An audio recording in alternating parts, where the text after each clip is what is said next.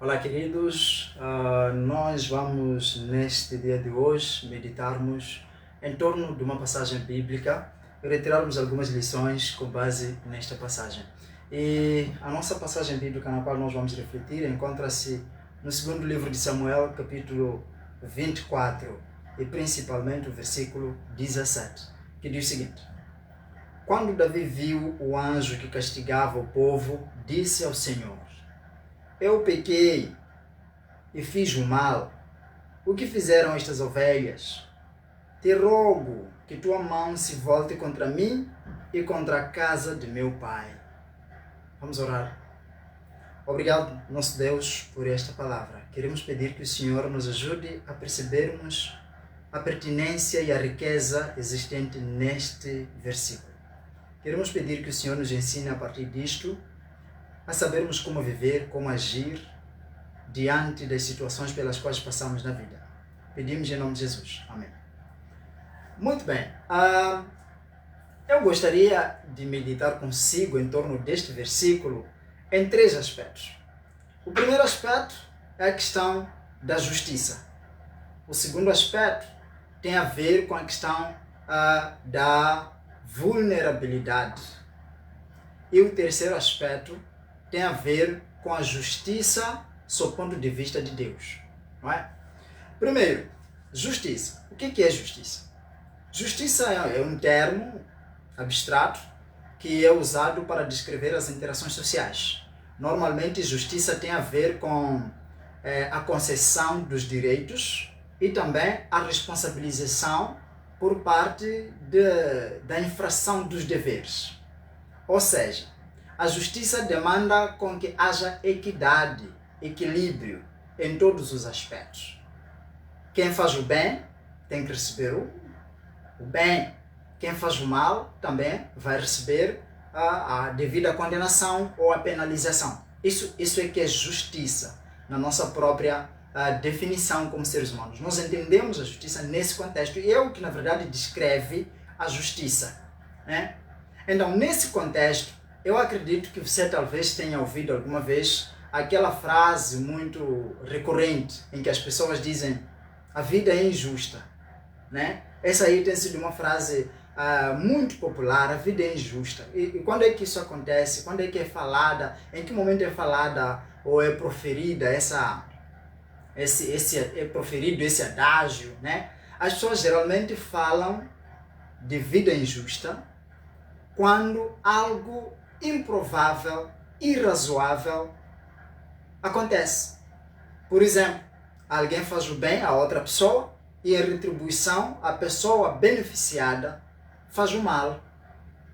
Corresponde de forma negativa. Então as pessoas falam: olha, a vida é injusta, sabe?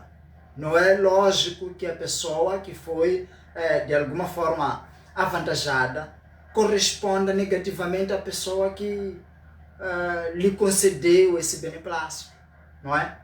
Então, nesse contexto, a justiça parece que pesou ou saiu em desuso, não é? A justiça aí foi, de certa forma,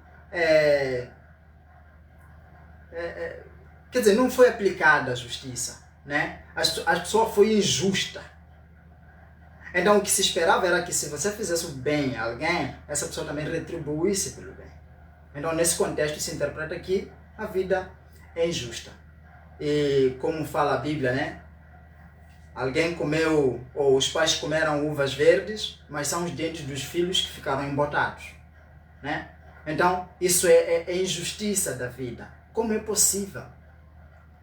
Agora, diante disso, nós vamos para o nosso texto. O que acontecia, afinal de contas, aqui, que fez com que Davi falasse estas palavras? Davi, o texto aqui mostra que Davi teve uma decisão dele, pessoal, e a decisão que ele teve é de fazer um censo, fazer uma contabilização de todas as pessoas, todo o povo de Israel.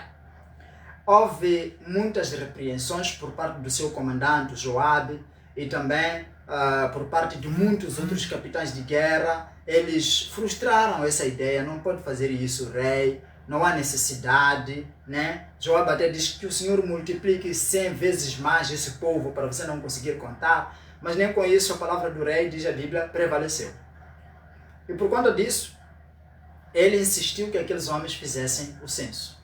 Só que enquanto eles faziam o censo, a ira do Senhor se acendeu contra essa decisão de Davi. E ele envia um profeta chamado Gade para ir falar com Davi que, olha, você tem que escolher. Ou vai cair nas mãos dos inimigos, ou vai ter que passar fome durante um período de 3 anos, ou então você vai ter que suportar a peste que virá da parte de Deus durante 3 dias. Então, Davi analisou e ele chega à conclusão que não, cair nas mãos dos inimigos não dá, eles não têm pena, vale a pena eu cair nas mãos de Deus mesmo, porque Deus é misericordioso, se ele começar a me castigar, ele pode sentir pena de mim num dado instante. Então ele prefere escolher a peste. Só que o que acontece nessa escolha que Davi fez, e tendo em conta que ele é quem pecou, era suposto que Davi talvez fosse atacado por uma lepra ou qualquer que seja outra doença.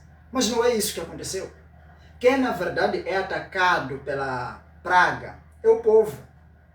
O povo é que começou a ser atacado pela praga e a Bíblia mostra que morreram 70.000 homens por conta daquela praga. E Davi começa a ver que, olha, isto aqui não está dando certo. E como se não bastasse, ele teve até o privilégio de avistar o anjo que estava a fazer a destruição. E depois ele aí faz uma pergunta, né? Ele faz uma pergunta, uma reflexão e uma pergunta. A reflexão é, olha, quem pecou sou eu. Eu sou a pessoa que pecou. Agora, a pergunta, por que estas ovelhas estão sendo sacrificadas em vão? Ovelhas aí fala de pessoas. Por que este povo está sofrendo as consequências do meu pecado? Que o Senhor faça cair sobre mim a condenação, porque eu é que pequei. E isso aí é aquilo que se entende como justiça. Justiça, não é? Pecou, recebe a retribuição. Fez o bem, também recebe a bonificação. Mas não é o que estava acontecendo. Por isso Davi começa a questionar a justiça de Deus. Afinal de contas, em que consiste essa justiça de Deus? Um peca, os outros sofrem a consequência. Isso é injusto. E no meio disso nós encontramos agora um outro ponto, que é a questão da vulnerabilidade. O que é a vulnerabilidade? Vulnerabilidade refere-se ao estado em que alguém pode se encontrar sem uma proteção segura. Alguém que está num estado vulnerável é uma pessoa que, a dada altura, a sua segurança pode ser retirada. São pessoas que não têm advogado, por assim falar, né? Pessoas que não têm ninguém para lhe defender. Pessoas que, de certa forma, podem ser usadas como estafetas. Pessoas que só vivem porque, enfim, mas qualquer um pode chegar e se aproveitar delas. É por isso que muitas vezes quando se fala de vulnerabilidade, está-se a falar, por exemplo, de pessoas como crianças órfãs, que não têm ninguém para cuidar, idosos que não têm pessoas próximas para cuidar da sua situação, estão em estado de vulnerabilidade. Podem ser violados, podem ser sequestrados, qualquer mal pode lhes acontecer, né? Mas esses males que podem lhes acontecer não vêm diretamente como consequência de algo errado que tenham feito. Então, isso é vulnerabilidade. Se você está numa situação em que alguém pode tomar uma decisão e a decisão que for a tomar, você ter que sugar as consequências sem que você tenha comparticipado dessa decisão, então você está num estado de vulnerabilidade. E olhando nesse contexto, todos nós, em certo sentido, numa certa dimensão, numa certa escala, quer seja mais ou menos, somos vulneráveis. Sim, porque todos nós passamos por uma situação em que alguém tem que decidir alguma coisa por nós. Tem que decidir. E sem importar se essa decisão que vai tomar pode ser boa ou má para ti. De alguma forma a pessoa pode decidir. As pessoas decidem matar outras pessoas, as pessoas decidem afastar alguém de um certo ambiente, as pessoas tomam qualquer decisão em nome do outro. E eles nem param às vezes para pensar nas consequências que isso pode trazer, simplesmente tomam uma decisão. Isso é vulnerabilidade. O povo estava sofrendo, muitas crianças tiveram que ficar órfãs, muitas mulheres tiveram que ficar viúvas, muitos lares tiveram que sofrer de várias maneiras por causa do extermínio daquelas pessoas que, em certo sentido, nem entendiam o porquê de se fazer aquele censo. O rei é quem tomou a decisão e começou a contar o povo, a contabilizar o povo. E aí as consequências vão cair sobre as pessoas, né? Então, nesse contexto, entra em jogo também o terceiro ponto, a questão da justiça sob o ponto de vista de Deus. Isto aqui parece ser um paradoxo, porque normalmente a justiça, quando é falada na Bíblia, mostra claramente estes dois aspectos, de você fez o bom, então receberá o ideal. Se você fez o mal, também receberá condenação por conta disso. Várias vezes a Bíblia fala sobre isso. Em Mateus capítulo 25, Jesus fala isso em forma de ilustração, né? Da separação das pessoas, como o pastor separa bodes das ovelhas. Falará para alguns que vocês me receberam bem quando recebiam as pessoas em meu nome, e outros vocês não me receberam, por isso vão para a condenação. Então aí parece haver uma ligação direta de quem faz o bem vai receber também o correto, a boa recompensa, mas quem faz o mal receberá também a condenação. Assim fala também João 5, versos 28 e 29, vem a hora em que todos os que estão nas sepulturas ouvirão a sua voz, e os que morreram unidos com Cristo, então ressuscitarão para a vida eterna. Aqueles que fizeram o mal ressuscitarão para a condenação. Em várias passagens, Isaías capítulo 1, verso 18, fala também sobre isso. Ouçam, né? Vinde e arrazoemos-nos, não é? Mesmo que os vossos pecados sejam vermelhos como a escarlata, serão embranquecidos como a neve. Se vocês ouvirem e obedecerem, comereis o bem da terra. Mas se vocês desobedecerem, então a espada jaz à porta. Quer dizer, em várias passagens a Bíblia mostra a justiça nesses pontos ou nesse âmbito. Só que o que vem a desafiar agora é que várias vezes nós encontramos também situações em que alguém peca, mas quem passa a consequência desse pecado é outro. Por isso que eu intitulei aqui a nossa reflexão, o nosso vídeo aqui, né? Decisões individuais, consequências coletivas. Quem toma a decisão é uma pessoa sozinha, mas quem vai ter que sugar isso é outra pessoa, né? Então, como entender a justiça de Deus nesse contexto? Na verdade, nós teremos dificuldades para definirmos a justiça de Deus nesse contexto, né? Mas uma coisa que deve ficar clara é que, a partir do momento em que o pecado entra no mundo, as coisas de alguma forma ficaram deturpadas. Há muitas coisas que nós não vamos perceber no momento certo, de forma imediata, mas que talvez venhamos a perceber num outro contexto, ou numa outra era, ou talvez nesta vida nunca cheguemos a ponto de perceber isso. Talvez precisará da eternidade para sermos explicados o porquê de Deus agir do jeito que Ele age. Mas também temos alguns indicadores que, de certa forma, podem nos ajudar a refletir nas consequências, talvez, da percepção que nós temos a respeito da justiça. Não é? Imagine que Deus agisse exatamente do jeito como nós pensamos. E aí olha para a sua vida. Quantas vezes você já ofendeu Deus? Quantas vezes? Quantas vezes você já fez algo errado e mesmo assim, apesar de a Bíblia dizer o salário do pecado é a morte, você ainda está vivo? Imagine se Deus aplicasse essa justiça que você sonha que Ele aplique em outras pessoas quando fazem o mal, se Ele aplicasse também para você, atendendo que você também é uma pessoa. E aí a gente começa de alguma forma a ganhar uma certa espécie de humildade, não é? De humildade. Nós não temos uma capacidade suficiente para entendermos de forma clara e completa como é que Deus julga. Porque Deus tem uma visão não imediatista. Ele tem uma visão geral. O seu plano, a sua justiça, Ele aplica de uma forma universal para que todas as coisas saiam do jeito certo.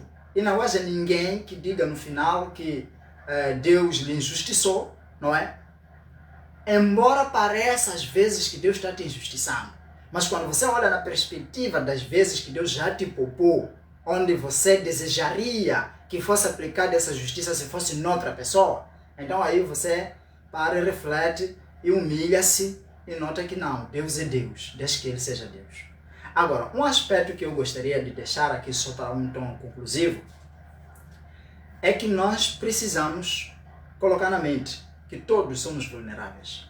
A qualquer altura alguém vai tomar decisão sobre o teu nome, sem você saber, e vai te colocar às vezes numa situação que você não quer estar, mas vai te colocar. Não é? Esse é o primeiro ponto. E isso é natural.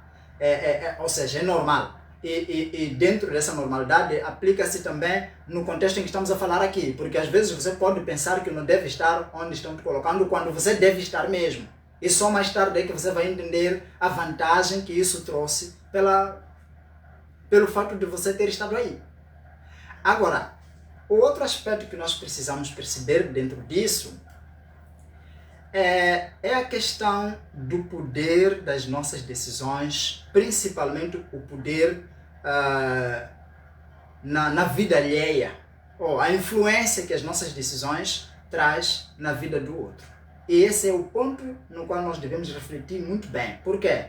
Porque não existe tal coisa de vida individual, ou talvez, não sei se seria esse o termo, vida privada.